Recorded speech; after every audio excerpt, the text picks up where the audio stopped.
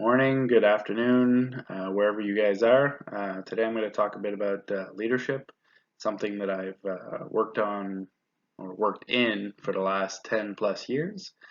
So I have a lot of training in leadership versus what we're currently studying. So I'll talk about leadership since I don't have a whole lot of experience in the classroom. So I'll talk about why it's important and what are the key principles. So why is it important? First of all, it guides and inspires our students. Our leadership, you need to have that influence on those students. You want to give them the guidance for them to achieve more. A lot of the teachers that I've met are always striving to get their students to do more with their schooling, with their capabilities. We know that some students have an immense capacity to achieve highly in their subjects that they particularly like. So we want to do that for them. We want to guide them into the right spot so they achieve the most that they can.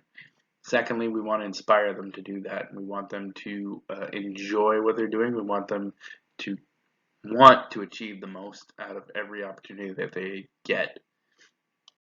Second thing, securing cooperation. It's a life skill that a lot of us learn throughout our lives. Sometimes a little harder to cooperate than it is with other groups, but it's something, excuse me, that we really want to work on as leaders, and it's super important to have good leadership skill that develops this cooperation, because group work, whether it's in a classroom or later on in one of your students' careers, they need to understand how to cooperate effectively with their peers, and your leadership will show them how to do that. So super important to use your leadership to secure that cooperation in the classroom. Essential life skill. The next one is creating confidence. For that, I think there's creating confidence in students themselves. You want to make sure that they have confidence in their own abilities, have confidence in the work that they produce, the group work that they do. Um, so that's one main thing. You want them to be confident. So you'll provide them with a whole bunch of support mechanisms, resources, etc. You'll listen to them. You'll help them out with their problems. But also, what you want to do as a leader is create confidence in yourself. So you want your students to be confident that they can come to you whenever they have those issues, whenever they have those problems. You are their leader, so make sure that they have confidence in your abilities and your ability to help them achieve to the next highest level.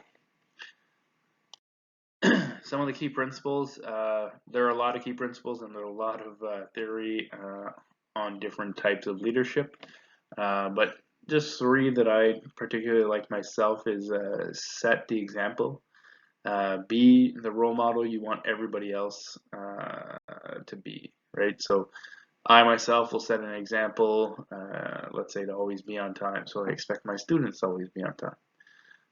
But it goes way beyond that. It's in how you act with your peers. Students will see that. It's how you act with the director. It's how you interact with everybody and everything that you do. You want to be super professional, and you want to be setting that example because there's always somebody watching, and you want them to act in professional manners too. So therefore, you set a strong example for that. Second one, I take this to heart really with a lot of the military work that I've done in the past. Know your people and look out for their well-being. It applies in the classroom, it applies in personal life, applies to private corporations, etc. Knowing your people, knowing your students is super important in order to understand their goals, understand their needs, and make sure that they can achieve exactly what they're set out to be doing. And by knowing your people, you're going to be able to take care of their well-being. And then by taking care of their well-being, it's going to really help you out to achieve more as an entire group. And the last one there is develop a sense of responsibility.